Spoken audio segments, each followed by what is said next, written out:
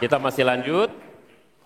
Selanjutnya kita akan beralih ke pertanyaan untuk calon wakil presiden nomor urut 2, Bapak Gibran Rakabuming Raka. Untuk itu kami persilahkan panelis Ibu Henry Saparini untuk mengambil subtema. Silakan Ibu. Dan silakan diperlihatkan kepada calon wakil presiden dan juga ke moderator.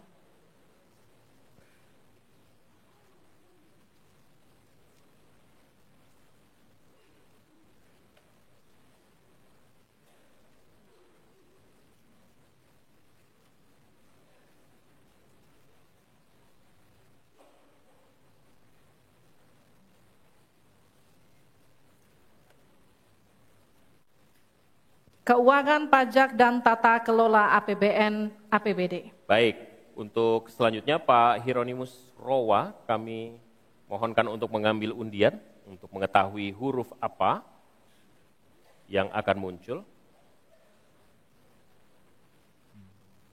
B, ya. Baik, terima kasih. Kita akan ambil dan buka amplop pertanyaan sesuai dengan undian dan silakan, amplopnya masih tersegel. Kami ingatkan kembali, mohon disimak baik-baik, karena kami hanya akan membacakan pertanyaan satu kali. Pertanyaan untuk calon wakil presiden nomor urut 2, Bapak Gibran Rakabuming Raka. Untuk subtema keuangan, pajak, pengelolaan APBN dan APBD. Hanya sepertiga APBN yang dapat digunakan untuk membiayai pembangunan. Padahal janji kerja program paslon memerlukan biaya tinggi. Pertanyaannya, mana yang menjadi pilihan prioritas anggaran? Pembangunan infrastruktur fisik atau pembangunan kualitas SDM dan ekonomi rakyat? Waktu Bapak untuk menjawab 2 menit, kita mulai ketika Bapak mulai berbicara. Baik, terima kasih. Tidak semuanya harus menggunakan APBN. Contoh IKN. Banyak yang gagal paham. Tidak 100% pembangunan IKN itu menggunakan APBN. Yang digunakan hanya 20%. Sisanya adalah investasi dari swasta dan investasi dari luar negeri. Ini yang banyak yang gagal paham.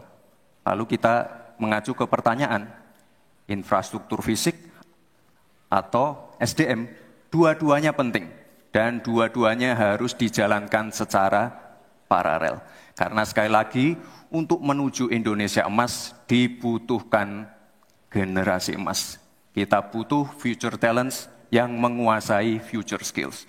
Untuk itu, di tingkat SMK misalnya, kita perlu alat-alat yang ada di SMK itu bisa memenuhi kebutuhan zaman, kebutuhan industri. Sehingga ketika anak SMK lulus, mereka benar-benar bisa siap kerja, siap menerima tantangan kerja. Lalu, untuk fisik, tidak selalu harus dari APBN, sekali lagi. Bisa kolaborasi, misalnya dengan swasta, dengan CSR. Jadi tidak semuanya harus dibebani oleh APBN. Lalu, apa PR kita ke depan? PR kita ke depan harus bisa menambah penerimaan negara.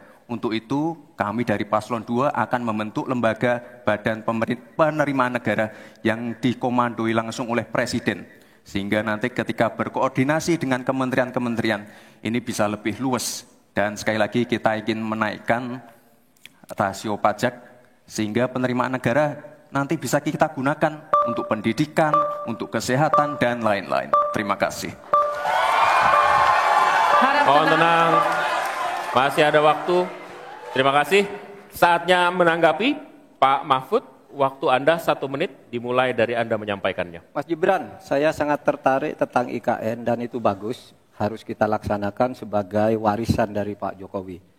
Tapi tadi saya tergelitik, anggaran untuk IKN itu hanya 20% dari APBN dan sisanya dari investor.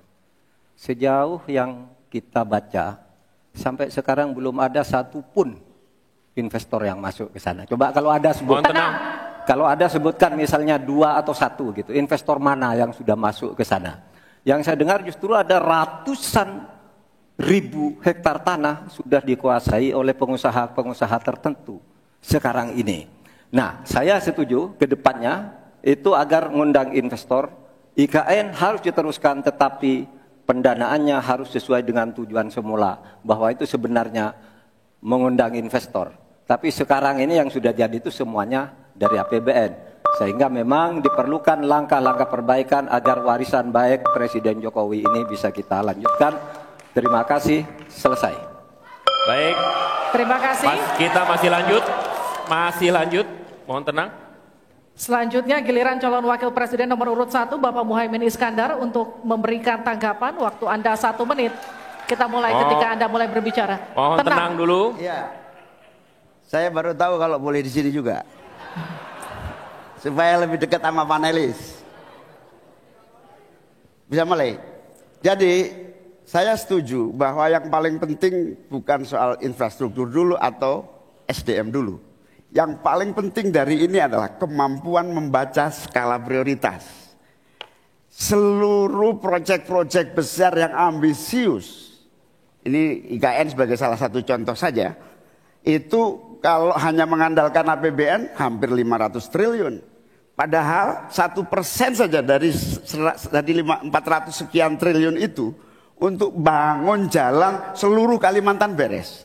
Membangun seluruh kota-kota di Kalimantan beres. Dan yang paling penting infrastruktur yang untuk SDM 3% aja dari seluruh anggaran IKN itu bisa membangun sekolah dengan baik di seluruh Kalimantan. Itu contoh kemampuan mengambil skala prioritas. Oleh karena itu skala prioritas sangat penting. Mohon tenang. Sekarang kita berikan kesempatan kepada Pak Gibran untuk menanggapi atas tanggapan yang sudah disampaikan. Silakan. Baik, saya izin menanggapi Gus Muhaimin dulu. Saya ingat sekali Gus Muhaimin dulu sempat ikut meresmikan dan potong tumpeng di IKN.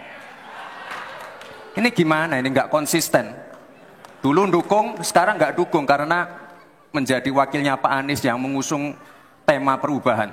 Sekali lagi Gus, mohon maaf, IKN ini bukan hanya membangun bangunan pemerintah, tapi juga sebagai simbol pemerataan pembangunan di Indonesia, sebagai simbol transformasi pembangunan di Indonesia.